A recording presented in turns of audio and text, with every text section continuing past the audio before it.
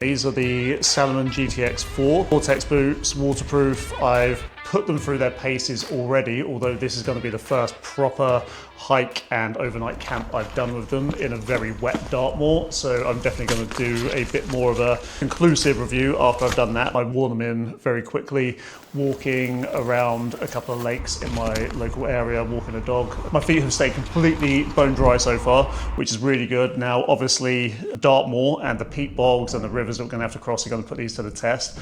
I have got some sealskin socks as well, which I will be giving a review of on another video. So far, very impressed with these. Feet have stayed dry, stayed warm, which is good, but I will do a more comprehensive review after Dartmoor, put them through the ultimate test.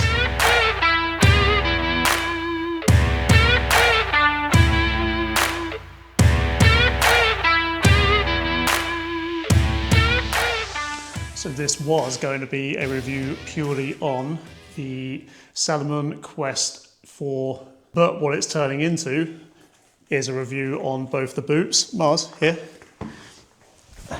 and the sealskin socks, which I cannot remember the name of now, but I can pop it in a link below. But Mars absolutely loves them. You sit here. There. I know, we're going in a minute. So if you're in the UK right now and you're watching this around the time I upload it, which is the first couple of months of 2026, it has been the wettest winter we have ever had on record. Not only that, but my truck decided to break, the head gasket went. So I have been putting these through their paces, to say the least. I've been doing somewhere in the region of between 15 and 25,000 steps a day for at least 4 weeks. And then on the days where I haven't been doing that many, it's been about 10,000 or so.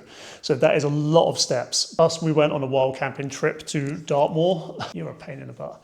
Plus we went on a wild camping trip to Dartmoor last weekend.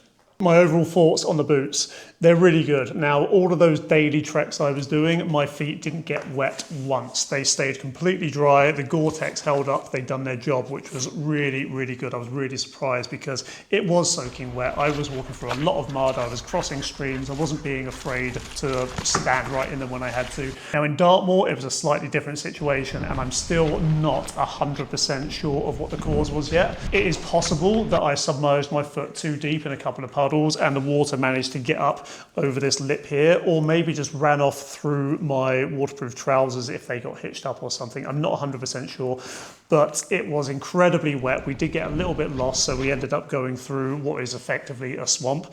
Also, it was actually this foot, it was my left foot, sunk into the knee into a peat bog. Thanks for the warning. There's peat bogs.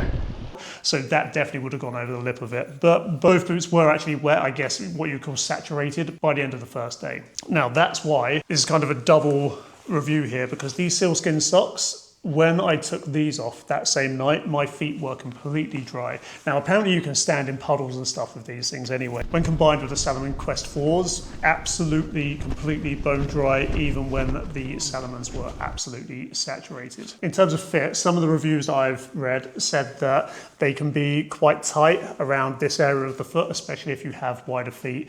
Now, interestingly enough, I can feel that. I can feel the rigidity that people are talking about in reviews, but it's not quite enough to actually cramp my foot. And to be honest, what I actually feel like it does is gave me a little bit more support and spring through my step. So before I got these, shout out to my business partner, Josh. He got me these as a birthday present. I was wearing wellies, and the amount of effort that it was taking me to walk up the hill that leads towards my house after walking through the woods with my dog was insane. When I got these, it felt like I had springs in my feet. It really, really was good. So in terms of durability, I'm very impressed so far. This is week 6 with them now, and I've walked here in the soaking wet. You probably can't see, but it's absolutely hammering down again now as well. Now, I can't comment too much on cost with these because I did not buy them. That being said, I was looking, and I've seen them from anywhere from about £100 to £170. But here is a caveat to my whole review. This is the only real decent pair of hiking boots I've owned, so I've got no basis for comparison at the moment. As I move through other pairs of boots and shoes, and especially as it gets towards summer and maybe I try some trail running shoes, I'll be able to give a more unified answer. But for now, I'm going to give them a solid 8.5 out of 10 because they have performed above and beyond my expectations. When I have worn them without the sealskin socks, my feet stay dry.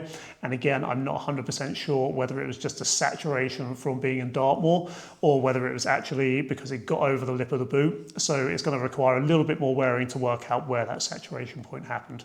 I actually really like the style of these boots. Now you'll see the colour it's supposed to be at the top there compared to the colour it is on the bottom. Since day one of these, it has been wet every day. And even when I dry them out, they haven't completely gone back to this colour yet. So I'm honestly looking forward to seeing what they look like in the dry because I really like the style of them. But all I'm seeing is deep brown. So maybe on hindsight, I would have gone for a different colour because as soon as I step outside, they turn into this deep brown straight away in this weather. Overall, very happy. If you've got any questions about them, feel free to ask me. And if you've got a pair, let me know what your thoughts are about them as well.